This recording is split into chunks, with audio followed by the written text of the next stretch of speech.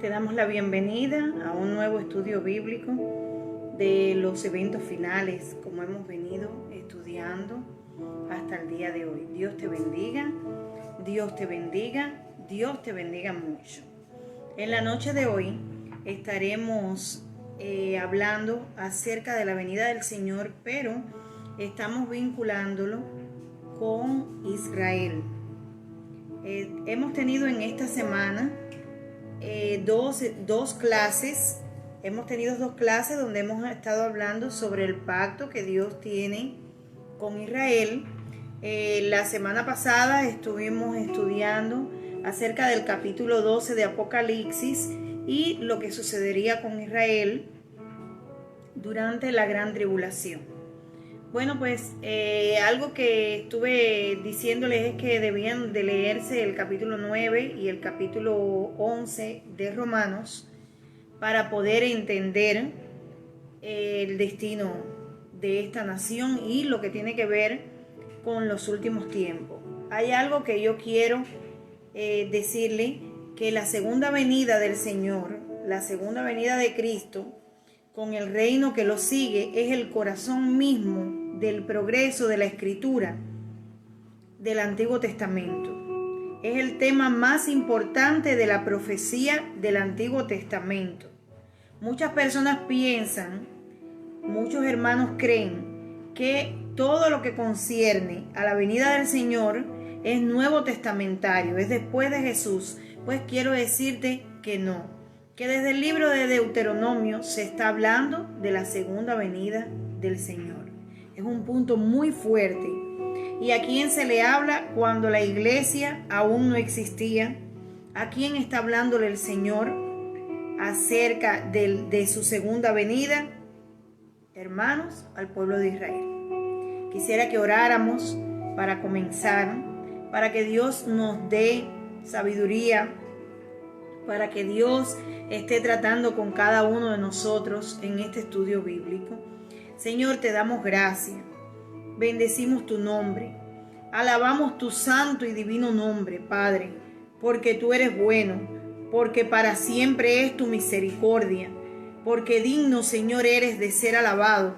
Te rogamos, Señor, que tú tomes el control de todo lo que nosotros hablemos, pensemos y aprendamos, Señor, en la noche de hoy, en el nombre de Jesús. Y les estaba diciendo que los grandes pactos que están en la Escritura, que se relacionan con el programa de Dios con el hombre, especialmente los pactos con Abraham, con Israel, con David y el nuevo pacto. Gran parte de la revelación de los salmos, de los profetas mayores y menores, giran alrededor del tema de la segunda venida de Jesús. Los libros de Daniel, Zacarías, Apocalipsis centran su atención en el tema de la segunda venida. Quiere decir que esta segunda venida del Señor no es nada ajena al pueblo de Israel. Para nada es ajena al pueblo de Israel. Absolutamente para nada. Esto es algo que nosotros queremos aclarar acerca de la venida del Señor, que también incluye a Israel.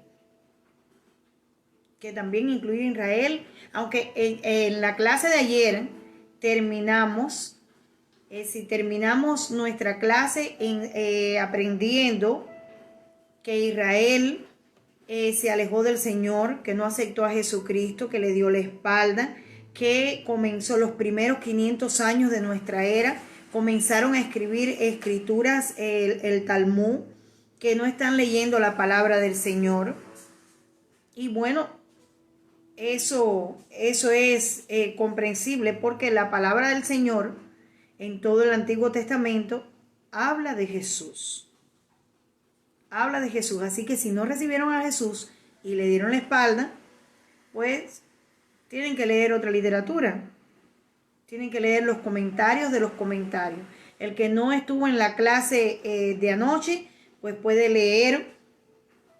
Entonces, Apocalipsis centra su atención en el tema de la segunda venida de Cristo y la consumación de la historia, quiere decir ya se termina el tiempo de este mundo, el tiempo ya que los humanos íbamos a tener, se termina, el Señor viene y consuma todo el plan que tiene para el hombre. Por esta razón, la doctrina de la segunda venida en gran medida determina en total lo que usted va a creer, lo que usted va a pensar, cómo usted se va a conducir. Yo quiero enseñarles algún texto aquí. Fíjese, en Deuteronomio 30, del 1 al 3, dice: sucederá que cuando hubieren venido sobre ti todas estas cosas, la bendición y la maldición que he puesto delante de ti, y te arrepintieres en medio de todas las naciones a donde te hubiera arrojado Jehová tu Dios. Quiero hacer un alto ahí. Usted recuerda que en la noche de ayer hablamos del pacto que Dios había establecido con Israel, que allí en Deuteronomio el Señor le decía: yo pongo delante de ti una bendición y pongo delante de ti una maldición. Pues aquí Deuteronomio está diciendo que las dos cosas le iban a sobrevenir a Israel, que le iba a sobrevenir la bendición y que le iba a sobrevenir la maldición. Porque la bendición dependía de que Israel se mantuviera obediente a la palabra de Dios y Dios cumpliría sus promesas. Esa era la bendición. Ahora, si eso está en Deuteronomio 28. Si Israel no cumplía con la palabra del Señor, pues iba a recibir maldición.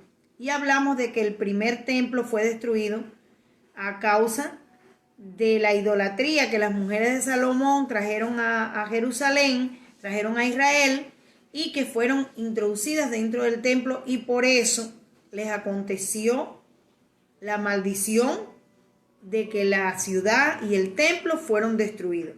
Pues aquí está diciendo Deuteronomio, Dios le revela a Moisés que realmente ellos no iban a mantenerse obedientes y esas maldiciones los iban a alcanzar. Fíjese, sucederá que cuando hubiere venido sobre ti todas estas cosas, la bendición y la maldición. Y dijimos ayer, Israel tuvo 2000 años de bendición, aunque pasó por la destrucción del templo. Después Esdras y Nehemías reconstruyen el templo y es tiempo de bendición. Pero después que ellos rechazan al Mesías y pasa la primera generación, que es la generación de la iglesia apostólica, pues lo que vino sobre Israel fue tremenda maldición. Ellos fueron echados por casi 2000 años de sus tierras. Ellos fueron echados, fueron diluidos entre todas las naciones de la tierra, desde el año 70 hasta 1948. Calcule usted cuántos años vagaron. Y dice: y la bendición y la maldición que he puesto delante de ti, y te arrepintieres en medio de todas las naciones a donde te hubiera arrojado Jehová tu Dios, y te convirtieres a Jehová tu Dios, y obedecieres a la voz, conforme a todo lo que yo te mando hoy, tú y tus hijos, con todo tu corazón y con toda tu alma, entonces Jehová hará volver a tus cautivos, y tendrá misericordia de ti, y volverá a recogerte de entre todos los pueblos a donde te hubiere esparcido Jehová tu Dios. El pueblo de Israel fue esparcido, pero cerca de la venida del Señor, en los últimos tiempos, el pueblo de Israel volvería a su tierra. Y hay otras, esta profecía acerca de la reunión de Israel en su tierra nuevamente. Se predica que Israel se convertirá al Señor espiritualmente, y que entonces el Señor hará volver a los cautivos y tendrá misericordia de él y volverá a recogerlo. Muchas son las profecías. Los salmos constituyen el libro de adoración del Antiguo Testamento y los salmos hablan de la segunda venida del Señor. Mírelo aquí, yo voy a buscar en el Salmo 2. En el Salmo 2, fíjese, cuando usted mira el Salmo 2 desde la perspectiva de la segunda venida del Señor, usted va a encontrar algunas cosas que normalmente no encontramos. Pues fíjese que dice el Salmo: ¿por qué se amotinan las gentes y los pueblos piensan cosas vanas? Se levantarán los reyes de la tierra y los príncipes consultarán unidos contra Jehová y contra su ungido, diciendo: rompamos sus ligaduras y echemos de nosotros sus cuerdas. El que mora en los cielos se reirá, el Señor se burlará de ellos. Luego hablará a ellos en su furor y los turbará con su ira. Pero yo he puesto a mi rey sobre Sión, mi santo monte.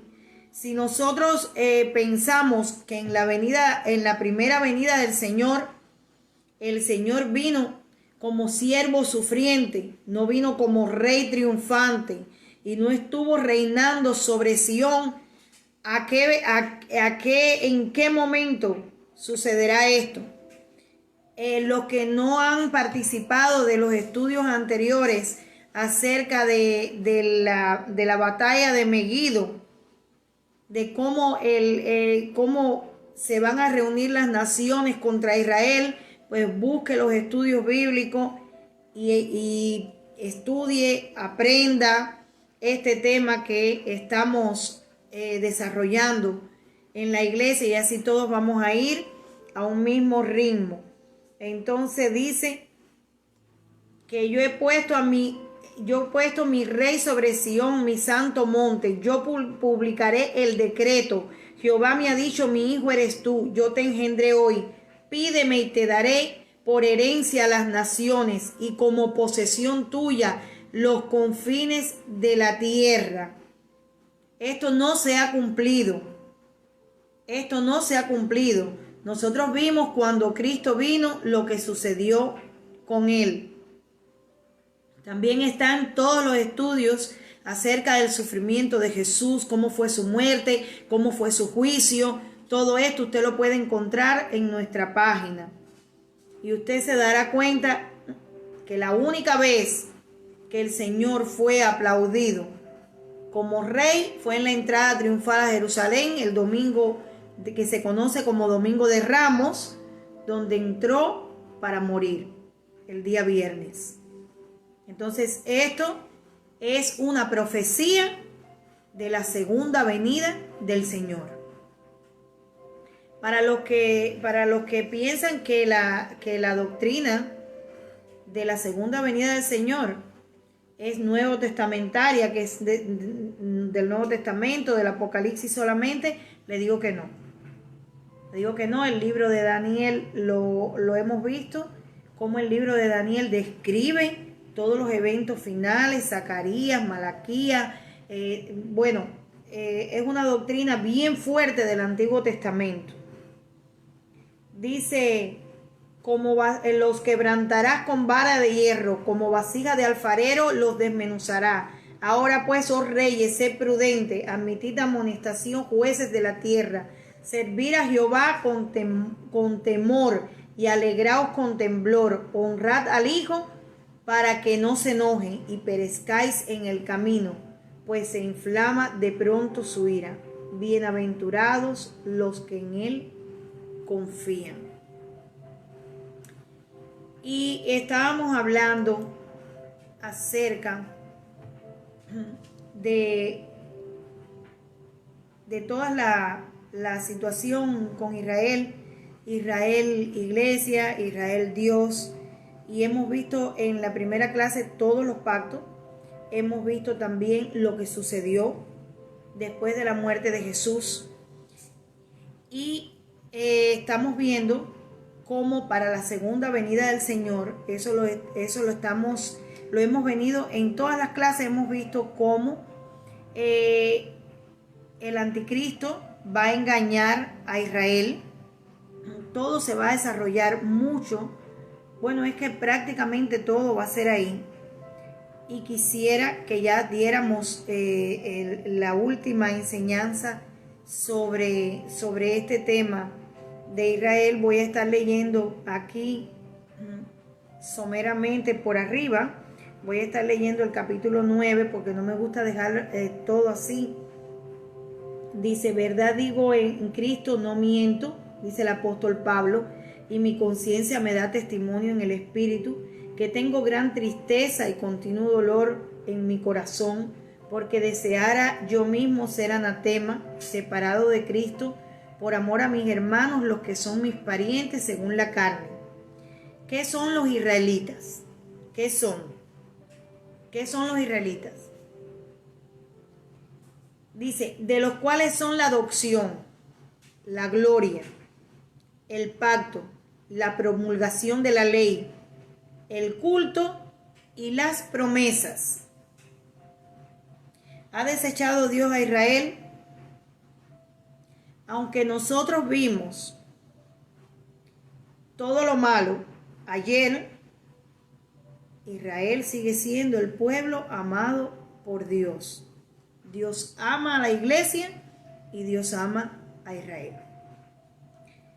Dice, no que la palabra de Dios haya fallado, porque no todos los que descienden de Israel son israelitas, ni por ser descendientes de Abraham son todos hijos, sino en Isaac te será llamada descendencia. Y aquí está hablando de los hijos de Ismael. Nos vamos a entrar en ese tema en otra ocasión, cuando estemos dando el llamado de Abraham y estemos estudiando las escrituras, pues entraremos en más detalle acerca de quiénes son los descendientes de Abraham, que no son por la parte de Isaac. Esto es, no los que son hijos según la carne son los hijos de Dios, sino los que son hijos según la promesa son contados como descendientes, porque la palabra de la promesa es esta. Aquí habla del nacimiento de Isaac y lo que yo quería enfatizar de este capítulo 9, que es el verso 4, que son los israelitas, de los cuales son la adopción, la gloria, el pacto, la promulgación de la ley, el culto y las promesas. Y nos vamos al verso 11, donde dice el apóstol Pablo, digo pues, ¿ha desechado Dios a su pueblo? En ninguna manera, porque también yo soy israelita de la descendencia de Abraham, de la tribu de Benjamín. No ha desechado Dios a su pueblo, al cual desde antes conoció. ¿O no sabéis que dice de Elías la escritura, como invoca a Dios contra Israel, diciendo, Señor, a tus profetas han dado muerte y a tus altares han derribado, y solo yo he quedado y procuran matarme? Pero ¿qué le dice la divina respuesta? Me he reservado 7,000 hombres que no han doblado la rodilla delante de Baal. Así también aún a este tiempo ha quedado un remanente escogido por gracia. Fíjese lo que dice el verso 11. Digo pues, ¿han tropezado los de Israel para que cayesen? En ninguna manera. Pero por su transgresión vino la salvación a los gentiles para provocarlos a celos. Y si su transgresión es la riqueza del mundo y su defecto la riqueza de los gentiles, cuanto más su plena restauración. Y quiero hacer énfasis aquí. Usted recuerda que en la clase anterior de Apocalipsis hablamos de que en el tiempo de la tribulación será perseguido Israel y será perseguida la iglesia, y que los 144,000 estarán predicando en el mundo y estarán predicando en Israel. Va a llegar un momento en que Israel se va a volver a Dios. Es cierto que serán engañados, Es cierto que se hará el pacto, que reconstruirán el templo, pero el anticristo los va a traicionar y ellos van a volverse a Dios.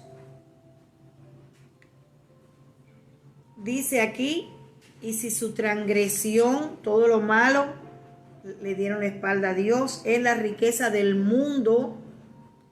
Ellos le dieron la espalda a Dios y ellos echaron a los primeros cristianos de Jerusalén y los cristianos fueron esparcidos. El evangelio ha venido a nosotros, la salvación ha llegado hasta nosotros.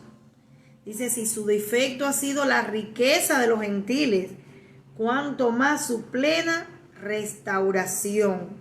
Porque a ustedes hablo, gentiles, por cuanto yo soy apóstol, a los gentiles honro mi ministerio, por si de alguna manera puedo provocar a celos a los de mi sangre y hacer salvo a algunos de ellos. Porque si su exclusión es la reconciliación del mundo, ¿qué será su admisión sino vida de entre los muertos? El apóstol Pablo nos está hablando de que ellos van a ser admitidos, de que ellos van a entrar en la venida del Señor. Muchos judíos van a ser salvos. Lo dice aquí. Si las primicias son santas, también lo es la masa restante. Y si la raíz es santa, también lo son las ramas. Pues si algunas de las ramas fueron deshojadas, y tú siendo olivo silvestre has sido injertado en lugar de ella, y has sido hecho participante de la raíz y de la rica savia del olivo, no te jactes contra las ramas, y si te jactas, sabe que no sustenta tú a la raíz, sino la raíz a ti. Y aquí es donde termina todo lo que yo quería que hablásemos acerca de Israel y la iglesia. Nosotros debemos saber que nosotros somos el olivo silvestre que ha sido injertado y que no debemos jactarnos, que no debemos hablar. Sabemos todo lo malo que Israel ha hecho, pero Israel sigue siendo el pueblo amado de Dios. Ahora, quiero aclarar algo. Nosotros no debemos judaizar. La iglesia no debe judaizar. Y por eso, la clase de ayer aclaramos que lo que Israel está enseñando, lo que se está enseñando en las sinagogas, lo que se está hablando, esa sabiduría que muchos están buscando en lo que están hablando los rabinos, pues son comentarios a los comentarios de los rabinos, que es el Talmud y no la palabra pura de Dios. La revelación para estos tiempos la tiene la iglesia. La iglesia de Jesucristo es la que tiene el Nuevo Testamento. Esa revelación es la que usted y yo debemos estudiar. Usted debe estudiar su Nuevo Testamento. Dice, pues las ramas, dirá, fueron desgajadas para que yo fuese injertado. Bien, por su incredulidad fueron desgajadas, pero tú por la fe estás en pie. No te ensoberbezcas, sino teme. Porque si Dios no perdonó a las ramas naturales, a ti tampoco te perdonará. Mira pues la bondad y la severidad de Dios. La severidad ciertamente con los que cayeron, pero la bondad para contigo. Si permaneces en esta bondad, pues de otra manera tú también serás cortado. Y esto era lo que yo quería que habláramos en la noche de hoy, que ya termináramos con el tema de Israel. Sabemos que nosotros hemos sido injertados, sabemos que ellos fueron desgajados porque no creyeron en el Hijo de Dios. También estuvimos hablando acerca de que sí, que los rabinos, que los maestros en Israel sabían que Jesús era el Hijo de Dios. Y esto nos lleva al capítulo 12 de Apocalipsis que estuvimos viendo el viernes pasado, donde Israel iba a ser protegido por Dios cuando estuviera huyendo. Y queremos hablar de la venida del Señor. Ahora, ya aclaramos que la venida del Señor será ¿para quiénes? Para todos los que acepten a Jesucristo. Para todos los que acepten a Jesucristo. Dijimos que en la primera generación, después de la muerte de Jesús, esos primeros 40 años, Israel y la iglesia vivieron en Jerusalén, estuvieron juntos. Allí en Israel convivieron estas dos religiones, estas dos grandes creencias, el judaísmo y el cristianismo. Pues en tiempos de la gran tribulación será igual. Será igual. Cuando el anticristo le dé la espalda a Israel, traicione el pacto después de haber construido el templo, pues serán perseguidos y van a confluir juntas de nuevo. Va a suceder nuevamente. Así que cuando sea la venida del Señor, muchos judíos van a haber aceptado al Señor. La Biblia acerca de la venida del Señor, la Biblia nos dice varias cosas. Primero es que asegura el regreso de Jesús. Eso es algo que nosotros como cristianos no podemos perder de vista. Nosotros no podemos perder de vista, el Señor regresa. El Señor vuelve. Él lo ha prometido.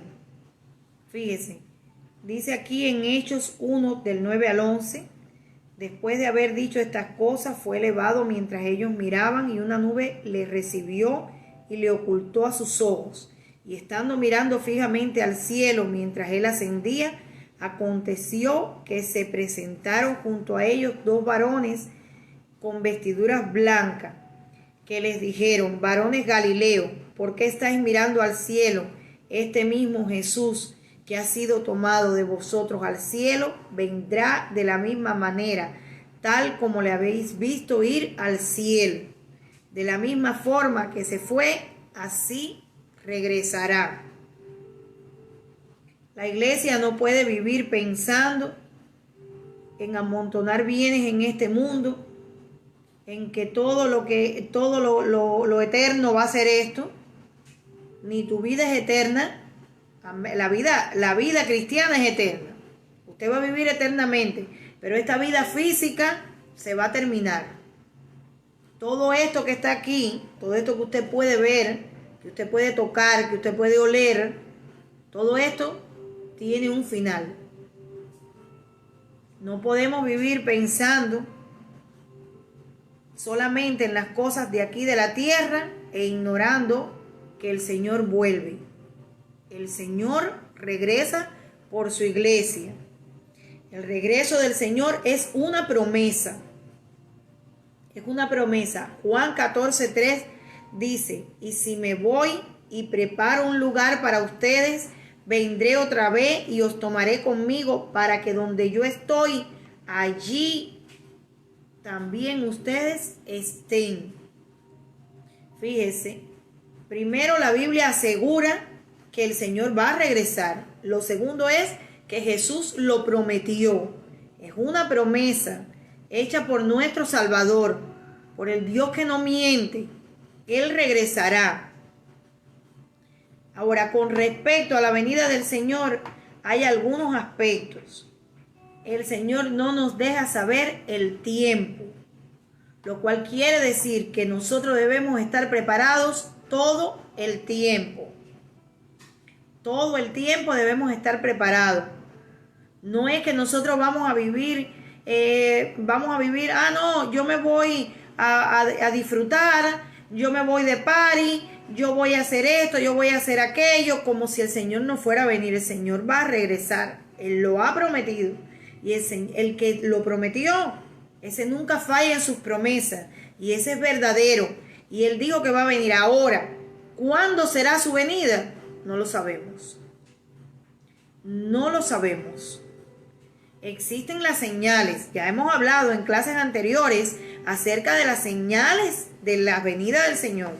Y quiero decirle que hemos visto lo cercano de los tiempos que estamos viviendo. Entonces usted tiene que vivir, usted debe vivir su vida cristiana como si el Señor fuera a venir mañana, ya, esta noche. Arreglando nuestras cosas con el Señor, viviendo en santidad, viviendo una vida que le agrade al Señor. Porque el tiempo no lo sabemos, fíjese. Aquí dice 1 Tesalonicenses 5 del 1 al 3. Ahora bien, hermanos, con respecto a los tiempos y a las épocas, no tienes necesidad de que yo te escriba nada, porque ustedes mismos saben perfectamente que el Señor vendrá así como ladrón en la noche, que cuando estén diciendo paz y seguridad, entonces vendrá de repente destrucción, como dolores de parto a una mujer que está encinta, y no escaparán. Eso será como ladrón en la noche, quiere decir cuando nadie lo esté esperando. Cuando nadie lo esté esperando, quizás sea un momento de la historia donde las cosas hayan mejorado. Busque los estudios anteriores, cómo el anticristo va a lograr una época en que va a solucionar los problemas de la humanidad. Va a solucionar los problemas de inseguridad, los problemas económicos. Muchos problemas se van a resolver cuando digan paz y seguridad. Ahí es donde va a venir la cosa. Viene con una recompensa. Fíjese. Apocalipsis 22:12. Fíjese lo que dice el Señor. ¿Cómo va a ser esa venida? Dice aquí: yo vengo pronto y mi recompensa conmigo, para recompensar a cada uno según sea su obra. Qué maravilloso. Todos los que queremos obtener beneficios aquí en la tierra, y es bueno, nosotros oramos porque todos queremos que Dios nos bendiga, que Dios nos ayude económicamente, que Dios nos ayude en nuestros sueños, en nuestras metas, el que quiere comprarse su casita, el que quiere tener su carrito, todas estas cosas. Bueno, no es malo, es bueno, pero no puede ser el centro de nuestra vida, porque nuestra recompensa viene de Dios. Porque cuando el Señor aparezca en las nubes, Él viene con tu recompensa, según hayan sido tus obras. Nosotros debemos trabajar por esas ganancias, por esos tesoros que no son que nadie puede destruir. Por eso debemos trabajar, por esa recompensa que Dios tiene para nosotros, que es eterna, que nadie nos la puede quitar, y tiene que ver con sus buenas obras. Tiene que ver con sus buenas obras, con todo lo bueno que usted haga. Incluso las vestiduras blancas de los creyentes son sus buenas obras. Usted está construyendo su vestido, sus vestiduras. Sin las vestiduras blancas nadie va a entrar. Nadie va a entrar. Ahora, ¿cómo será la venida del Señor? La venida del Señor no va a ser invisible, hermanos. Como muchos creen por ahí, como se predica, no va a ser invisible. Usted puede buscar, usted puede poner en Google todos los textos bíblicos que digan que la venida del Señor va a ser invisible. No será invisible. Fíjese, dice aquí Lucas del 25 al 28.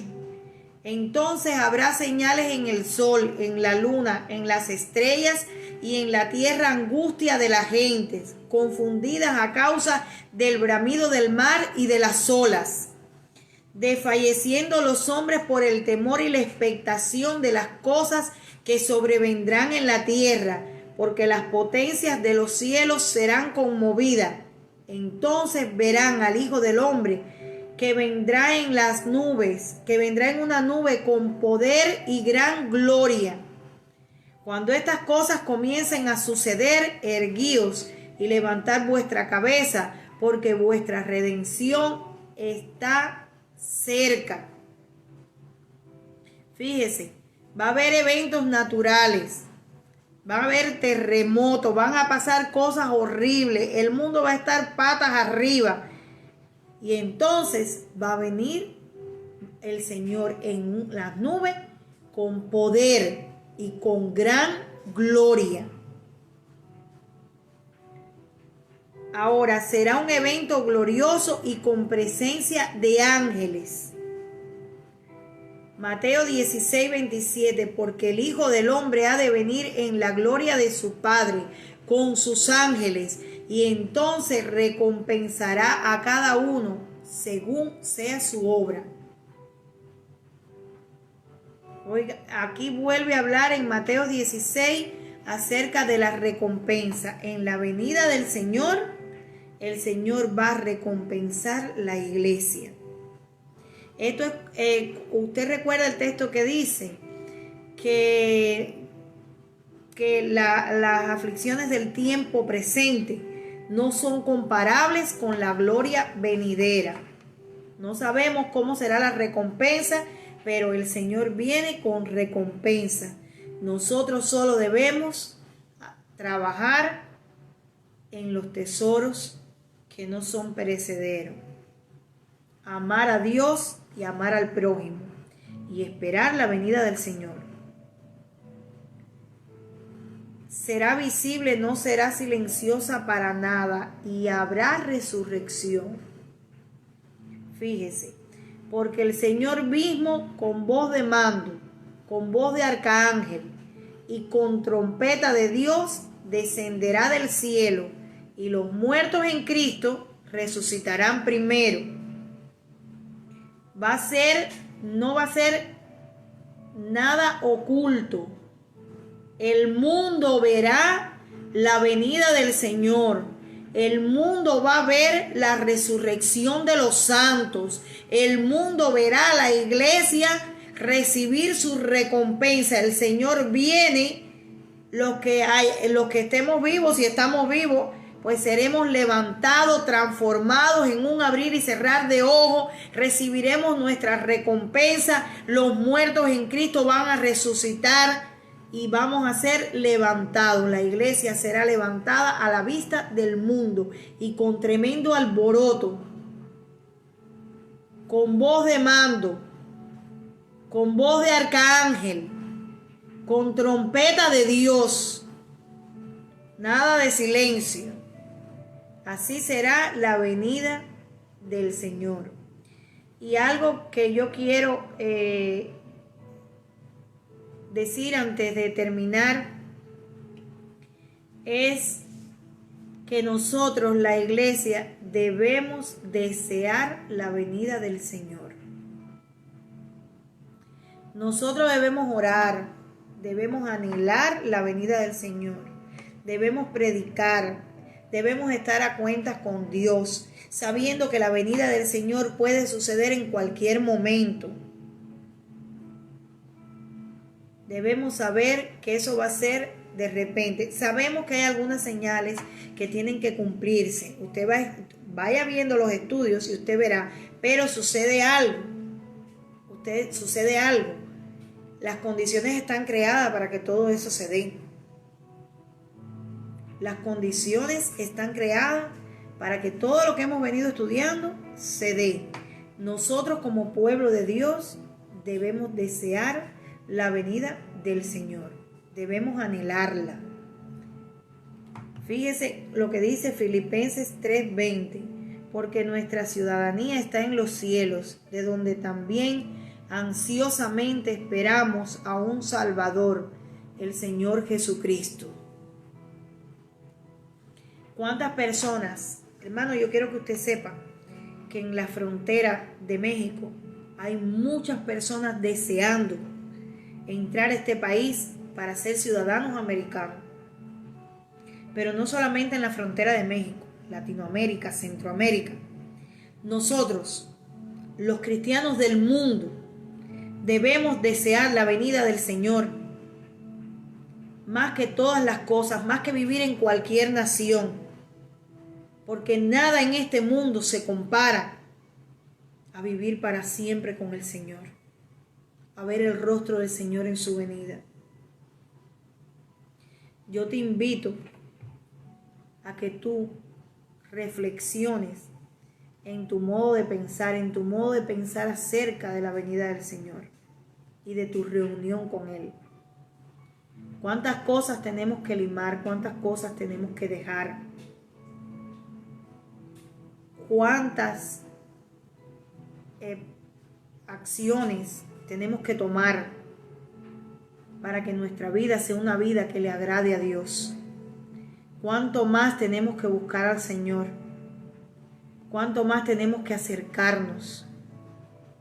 Que tenemos que vivir en comunión con Él. Aquí dice 2 de Timoteo, aguardando la esperanza bienaventurada, la manifestación de la gloria de nuestro gran Dios y Salvador, Cristo Jesús. Te pregunto, iglesia, cada día ¿anhelas la venida del Señor? ¿Deseas la venida del Señor con todas tus fuerzas? ¿Qué es lo que más deseas? ¿Qué más deseas? ¿Cuál es tu deseo más grande en la vida? ¿Una casa? ¿Un carro? ¿Dinero? ¿Un buen trabajo? ¿O la venida del Señor? Te invito a que reflexiones. Y quisiera que termináramos con una oración acerca de esto. Roguemos a Dios que nuestro anhelo sea Él, que nuestro deseo sea Él, que cada día podamos acercarnos más. Yo quisiera que todos los que están conectados y quieren acercarse más a Dios pongan amén. Pongan amén. Yo voy a orar por ti.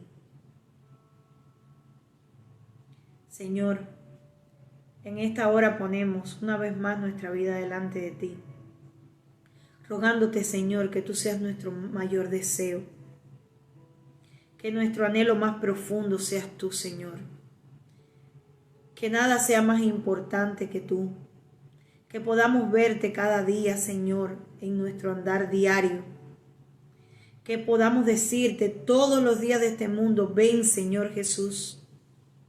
Y la iglesia diga ven, y el Espíritu diga ven, y todos los que están oyendo, todos los que quieren acercarse al Señor, le digan al Señor, Señor, ven pronto, este mundo no da más. Señor, toca a mis familiares, a mis seres queridos, a mis amigos, haz que se vuelvan a ti, para que también ellos puedan desear tu venida y puedan irse contigo, Señor, cuando tú vengas por tu pueblo, Padre. En el nombre de Jesús. Bendice a Israel también, Señor. Bendice a Israel. Oramos por la paz de Jerusalén. Oramos por Israel. Bendecimos el pueblo santo tuyo, Señor. Bendecimos tu iglesia. Y te decimos, Señor, amén y amén. Nos despedimos hasta el lunes en nuestro devocional diario a las 5 de la madrugada. De lunes a viernes. El martes tenemos nuestro culto de oración. El viernes nuestro estudio bíblico. Y no se pierda nuestro servicio principal domingo 6:30 de la tarde. Dios te bendiga mucho, iglesia.